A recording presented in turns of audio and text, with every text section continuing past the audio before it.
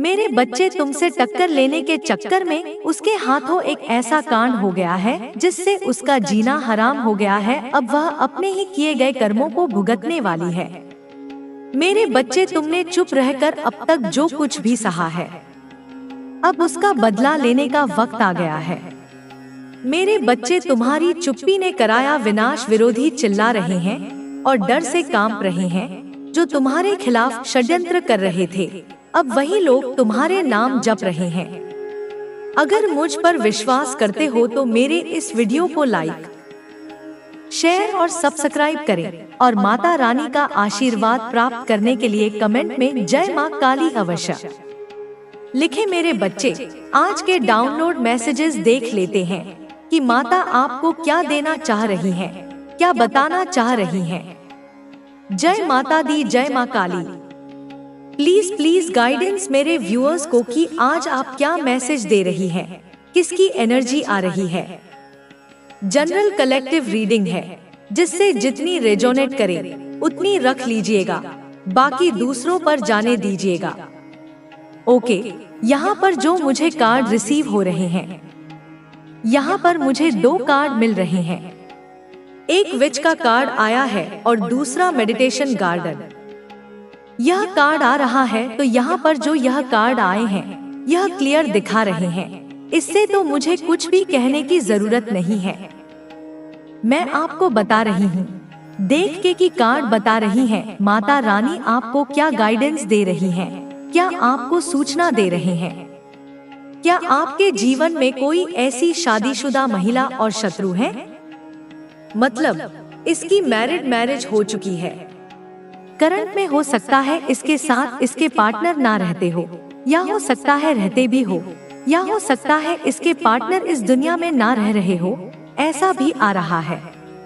लेकिन यह महिला मैरिड है। मैरिड मतलब शादीशुदा रह चुकी है और यह महिला आपसे बहुत ज्यादा नफरत करती है, बहुत सारी चीजें छीनना चाह रही है। इसकी जो करंट एनर्जी आ रही है, इसके ना मैं यहाँ पर देख पा रही हूँ। इसके 2 रूप हैं। विच का कार्ड है, देखिए इसमें यह जो महिला के 2 रूप हैं और दोनों रूप आपको नेगेटिव ही दिखा रहे हैं। यह एक मैरिड वुमन है और यह आपसे बहुत कुछ आपकी लाइफ में आपसे छीन लेना चाहती है। बहुत सारी चीजें आपकी लाइफ में यह प्रॉब्लम्स क्रिएट करना चाहती हैं और उसके लिए तरह-तरह के हथकंडों का यह इस्तेमाल करने जा रही है, कर रही है, करती ही जा रही है। लगातार आपके जीवन में इसने यह समस्याएं उत्पन्न करने के लिए, जो आप ही जानते होंगे इस समय आप किस दौर से गुजर रहे हैं और जो मुझे दिखाई दे रहा है। इस समय आप बेहद शातिरता के शिकार हो रही हैं।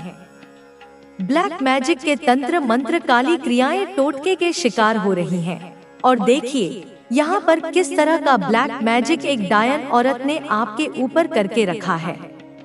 आपके दिमाग से खेल रही है। आपके दिमाग में बहुत ज्यादा नेगेटिव विचार आ रहे हैं इसके इस ब्लैक मैजिक के काले जादू के द्वारा।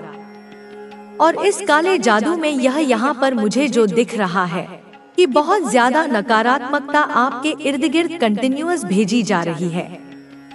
और यह नकारात्मकता आपको जो यह सारी चीजें हो रही हैं, आपको ऐसा लग रहा है कि आपको डॉक्टर की जरूरत हो सकती है। लेकिन यह केवल हमारी नजर का भ्रम है। हम जो कर्म करते हैं वही हमें लौट कर मिलता है। यह बात हमें समझनी होगी कि बुराई को सजा मिलती है और अच्छाई को पुरस्कार। समय का न्याय अंततः सभी पर होता है। मैं तुमसे एक कहानी साझा करना चाहती हूँ जो तुम्हें यह समझने में मदद करेगी कि क्यों बुरे लोगों को अच्छा फल मिलता दिखता है और अच्छे लोग क्यों परेशान होते हैं। एक समय की बात है, एक छोटे से गांव में 2 व्यक्ति रहते थे।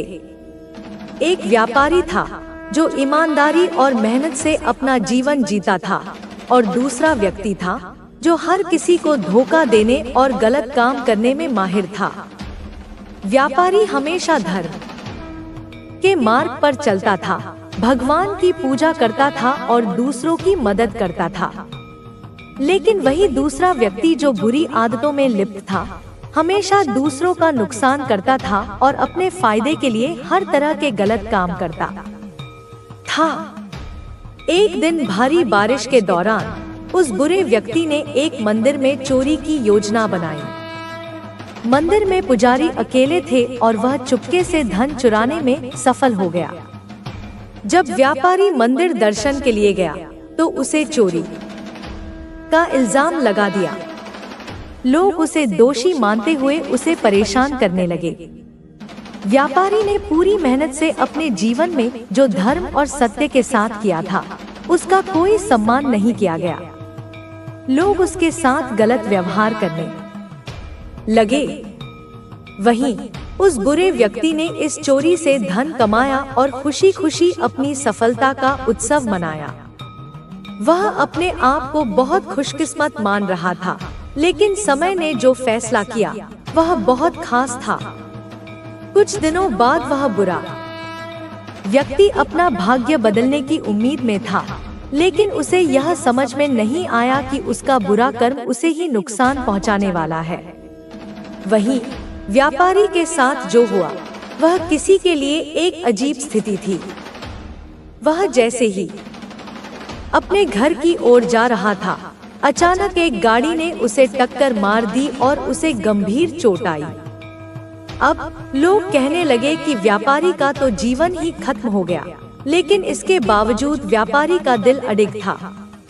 वह सच्चे कर्मों में विश्वास करता था और जानता था कि बुराई चाहे जितनी भी बड़ी हो, वह कभी भी अच्छाई के आगे टिक नहीं सकती। कुछ समय बाद दोनों की मौत हो गई। दोनों यमराज के सामने गए।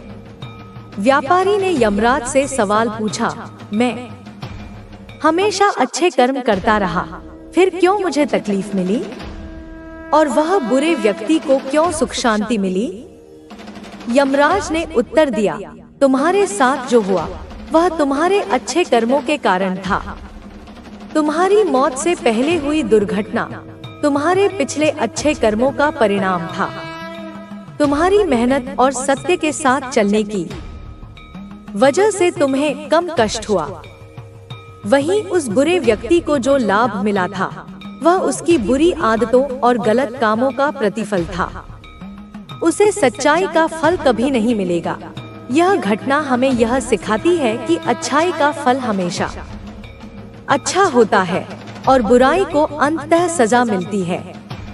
कोई भी बुरा कर्म कभी नहीं बच सकता। मेरे बच्चों, तुम हमेशा अच्छाई की राह पर चलो, चाहे जो भी हो। तुम्हारी माँ हमेशा तुम्हारे साथ है। अगर कोई तुम्हें बहकाने की कोशिश करता है तो तुम उसके झूठे प्रभाव में मत आना। तुम्हारे अच्छे कर्म और सत्य पर चलने से तुम्हारी सफलता सुनिश्चित है। मुझे पूरा विश्वास है कि तुम कभी भी किसी भी परिस्थिति में अपने अच्छे गुणों को छोड़ने नहीं पाओगे। तुम हर चुनौती का सामना पूरी ताकत से करोगे और तुम सफलता की ऊंचाइयों तक पहुंचोगे। मेरे बच्चे, तुम कभी भी अपने मार्ग से विचलित मत होना। चाहे तुम्हें कोई कुछ भी कहे, तुम्हारे अच्छे कर्म ही तुम्हें जीवन में सच्ची सफलता दिलाएंगे। याद रखना, सच्चाई हमेशा जीतती है। यह कहानी सिर्फ तुम्हारे लिए नहीं, बल्कि हम सभी के लिए एक प्रेरणा है। हमें अपने कर्मों का ध्यान रखना चाहिए, क्योंकि कर्मों का फल हमेशा मिलता है। तुम्हारी माँ हमेशा तुम्हारे साथ है और तुम्हारी प्रगति के लिए प्रार्थना करती है। मैं जानती हूँ कि तुम हमेशा अच्छाई के रास्ते पर चलोगे और अपने सपनों को पूरा करोगे। मेरे बच्चों, जीवन का हर पल हमें कुछ सिखाने के लिए आता है। यह हमें चुनौतियों से जूझने का साहस और अपनी आत्मा को मजबूत करने का अवसर देता है। जब तुम जीवन के कठिन दौर से गुजरते हो तो यह मत भूलना कि तुम अकेले नहीं हो। तुम्हारी माँ, जो तुम्हें जीवन में हर सुख और आशीर्वाद देना चाहती है, हर पल तुम्हारे साथ है। तुम्हारे हर आंसू, हर दर्द को मैं महसूस करती हूँ और मुझे विश्वास है कि तुम इन सभी कठिनाइयों को पार करोगे। तुम्हें यह समझने की जरूरत है कि जीवन में हर चीज का समय निर्धारित है। अगर आज तुम्हें कठिनाइयों का सामना करना पड़ रहा है, तो यह तुम्हारे भविष्य के लिए एक मजबूत नींव तैयार कर रहा है। तुम्हारे कर्म, तुम्हारा समर्पण और तुम्हारी ईमानदारी ही तुम्हारे सबसे बड़े साथी हैं। जो लोग तुम्हें नीचे गिराने की कोशिश करते हैं, वे यह नहीं समझते कि उनके बुरे कर्म ही उन्हें गिराएंगे। समय के साथ उनका हर गलत कार्य उनके सामने आएगा। मैं तुमसे यह वादा करती हूँ कि जो भी तुम्हारे साथ गलत करेगा, उसे उसकी सजा जरूर मिलेगी। लेकिन तुम्हें अपने गुस्से या क्रोध में कोई ऐसा कदम नहीं उठाना चाहिए जो तुम्हारे अच्छे कर्मों को खराब कर दे। तुम्हें धैर्य रखना होगा और अपने जीवन के लक्ष्य पर ध्यान केंद्रित करना होगा। तुम्हारी माँ का यह संदेश तुम्हारे लिए एक मार्गदर्शन है। यह तुम्हें यह समझने में मदद करेगा कि कैसे जीवन में सही रास्ता चुनना है और कैसे अपनी अच्छाई को बनाए रखना है। मैं जानती हूँ कि यह आसान नहीं है, लेकिन जो लोग अपनी अच्छाई पर टिके रहते हैं, वे ही जीवन में सच्ची सफलता प्राप्त करते हैं। अब मैं तुम्हें एक और कहानी सुनाती हूँ जो तुम्हारे जीवन को नई प्रेरणा देगी। एक समय की बात है, एक जंगल में दो पक्षी रहते थे। एक पक्षी बहुत मेहनती और ईमानदार था। वह हर सुबह अपने घोंसले को साफ करता, भोजन की तलाश में जाता और अपने परिवार का ध्यान रखता। दूसरा पक्षी आलसी और चालाक था। वह हमेशा किसी और के घोंसले से भोजन चुराता और दूसरों के मेहनत का फायदा उठाने की कोशिश करता। एक दिन जंगल में बहुत बड़ा तूफान आया। मेहनती पक्षी ने पहले ही अपने घोंसले को मजबूत कर लिया था और अपने परिवार को सुरक्षित जगह पर ले गया। लेकिन आलसी पक्षी ने अपने घोंसले को छोड़ दिया और सोचा कि किसी और के घोंसले में जाकर छिप जाएगा। तूफान के बाद मेहनती पक्षी का घोंसला सुरक्षित था और उसका परिवार भी सुरक्षित रहा। लेकिन आलसी पक्षी को न केवल अपना घोंसला खोना पड़ा, बल्कि उसे कई दिनों तक भूखा भी रहना पड़ा। उसने महसूस किया कि उसका आलस्य और दूसरों पर निर्भरता उसे बर्बादी की ओर ले गई। यह कहानी हमें सिखाती है कि जो लोग मेहनत करते हैं और अपने कार्य के प्रति ईमानदार रहते हैं, वे ही जीवन की कठिनाइयों का सामना करने में सक्षम होते हैं। जो लोग दूसरों का फायदा उठाने की कोशिश करते हैं, वे अंततः अपने ही जाल में फंस जाते हैं। मेरे बच्चों, तुम्हें भी इस मेहनती पक्षी की तरह अपने जीवन में ईमानदारी और मेहनत को अपनाना चाहिए। चाहे कितनी भी बड़ी मुश्किल क्यों न आए, तुम्हें अपने मूल्यों को नहीं छोड़ना चाहिए। लोग तुम्हें गिराने की कोशिश करेंगे, लेकिन तुम्हें मजबूत बने रहना होगा। मैं यह भी जानती हूँ कि जीवन में कई बार तुम्हें लगेगा कि तुम्हारे अच्छे कर्मों का कोई महत्व नहीं है, लेकिन याद रखना, हर अच्छे कर्म का फल जरूर मिलता है। तुम्हें धैर्य रखना होगा और समय के साथ अपने जीवन को संवारना होगा। तुम्हारी माँ तुम्हारे साथ है, हर पल, हर परिस्थिति में। मैं तुम्हारे हर कदम पर नजर रखती हूँ और तुम्हारी रक्षा करती हूँ। अगर तुम कभी भी खुद को अकेला महसूस करो, तो मुझे याद करना, मैं हमेशा तुम्हारे साथ हूँ और तुम्हें अपनी ममता से सहारा दूंगी। तुम्हें यह भी समझना होगा कि तुम्हारे अच्छे कर्म न केवल तुम्हारे जीवन को बेहतर बनाएंगे, बल्कि वे दूसरों के लिए भी एक प्रेरणा बनेंगे।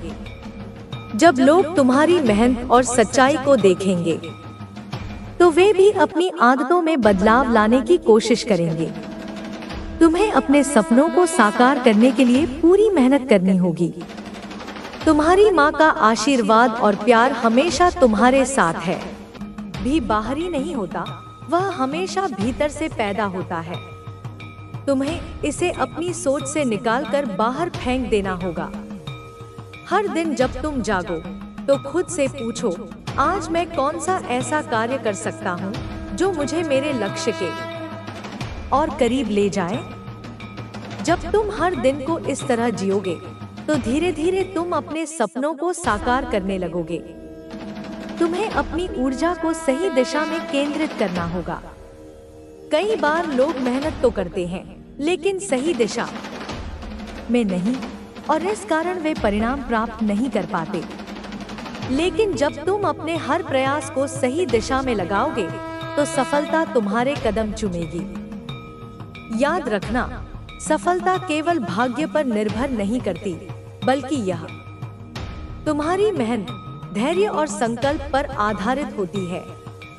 जो लोग केवल भाग्य के सहारे बैठते हैं वे जीवन में कुछ हासिल नहीं कर पाते, लेकिन जो लोग अपनी तकदीर खुद लिखते हैं वे इस दुनिया में इतिहास बना देते हैं। अब तुम्हें अपने चारों ओर सकारात्मकता का वातावरण बनाना होगा। तुम्हारी संगति, तुम्हारे विचार, तुम्हारे कार्य, सब कुछ इस तरह होना चाहिए कि वे तुम्हें तुम्हारे लक्ष्य की ओर आगे बढ़ाए। नकारात्मकता से दूर रहो, क्योंकि यह तुम्हारी ऊर्जा को नष्ट कर सकती है। तुम्हारे भीतर जो जुनून है, जो आग है, उसे कभी बुझने मत देना। यह वही आग है जो तुम्हें आगे बढ़ाएगी, तुम्हें प्रेरित करेगी और तुम्हें उस मुकाम तक पहुंचाएगी जहां तुम पहुंचना चाहते हो। अगर तुम्हें कभी लगे कि राह कठिन हो रही है तो याद रखना कि यही कठिनाइयां तुम्हें मजबूत बना रही हैं। अगर सब कुछ आसान होता तो कोई भी महान नहीं बनता। महान वही बनते हैं जो मुश्किलों को पार करके आगे बढ़ते हैं। तुम्हारे पास जो भी समय है वह बहुत मूल्यवान है, इसे व्यर्थ मत गवाओ। हर क्षण को इस तरह जियो कि जब तुम पीछे मुड़कर देखो तो तुम्हें गर्व हो कि तुमने अपना समय सही जगह पर लगाया। तुम्हें अपने लक्ष्यों को स्पष्ट रूप से परिभाषित करना होगा। अगर तुम्हें यह नहीं पता कि तुम्हें कहां जाना है तो तुम कभी सही दिशा में आगे नहीं बढ़ पाओगे। इसलिए सबसे पहले अपने लक्ष्य को तय करो, फिर पूरी निष्ठा और समर्पण के साथ उस दिशा में आगे बढ़ो। हर महान व्यक्ति की यात्रा कठिन रही है, लेकिन उन्होंने कभी हार नहीं मानी। उन्होंने हर चुनौती को एक अवसर की तरह देखा और आगे बढ़ते रहे। यही तुम्हें भी करना होगा। तुम्हारे पास जो कुछ भी है वह पर्याप्त है अगर तुम उसका सही उपयोग करना जानते हो। तुम्हारे पास ज्ञान है, तुम्हारे पास इच्छा शक्ति है, तुम्हारे पास समर्पण है। अब केवल इन सब का सही संयोजन करना बाकी है।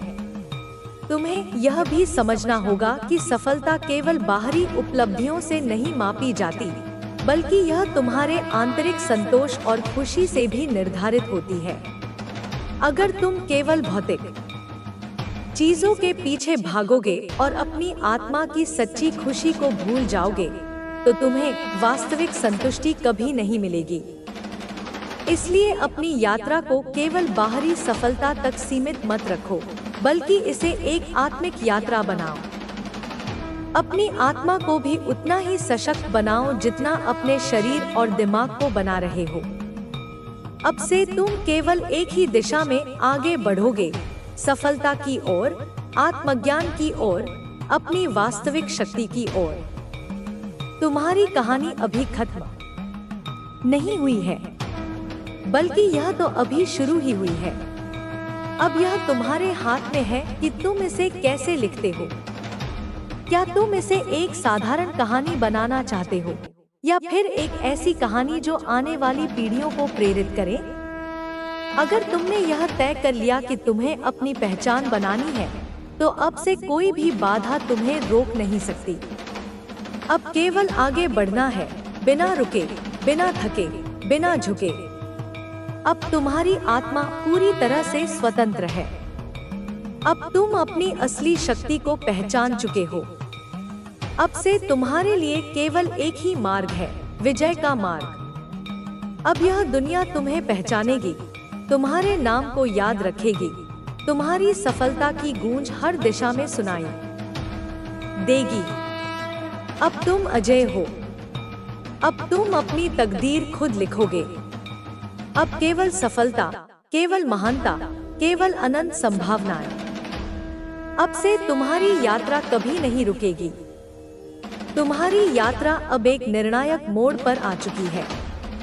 यह वह समय है जब तुम्हें अपने भीतर छुपी हर संभावना को उजागर करना होगा और अपने आप को उस ऊंचाई तक ले जाना होगा जहां तुम हमेशा से जीवन में हर दिन कुछ नया सीखने की आदत डालनी चाहिए। जो व्यक्ति सीखना बंद कर देता है वह अपने विकास को भी रोक देता है। सीखना ही वह प्रक्रिया है जो हमें लगातार आगे बढ़ने में मदद करती है। हमें किताबों से, अनुभवों से और अपने आसपास की दुनिया से लगातार सीखते रहना चाहिए। सीखने की प्रक्रिया कभी खत्म नहीं होती। यह हमें हमेशा कुछ नया सिखाती है और हमें एक बेहतर इंसान बनने में मदद करती है। इसलिए अपने भीतर यह आदत विकसित करो कि तुम हर दिन कुछ नया सीखो और उसे अपने जीवन में लागू करो। तुम्हें अपने जीवन में धैर्य बनाए रखना चाहिए क्योंकि कई बार सफलता मिलने में समय लग सकता है, लेकिन यदि तुम धैर्य रखते हो और अपने प्रयासों को जारी रखते हो तो तुम्हें अवश्य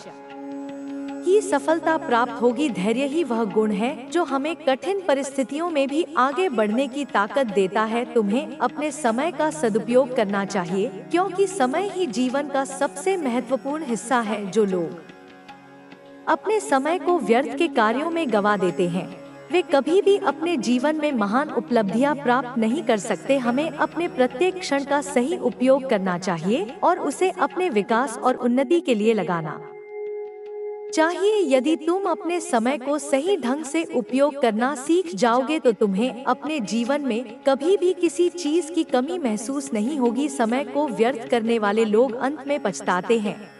इसलिए अपने समय का आदर करो और उसे बुद्धिमानी से उपयोग करो। तुम्हें अपने मन की शांति को बनाए रखना चाहिए क्योंकि जब तक हमारा मन शांत नहीं होगा तब तक हम अपने जीवन में सही निर्णय नहीं ले सकते। ध्यान और आत्मचिंतन के माध्यम से हम अपने मन को नियंत्रित कर सकते हैं और अपने जीवन को और अधिक सफल बना सकते हैं।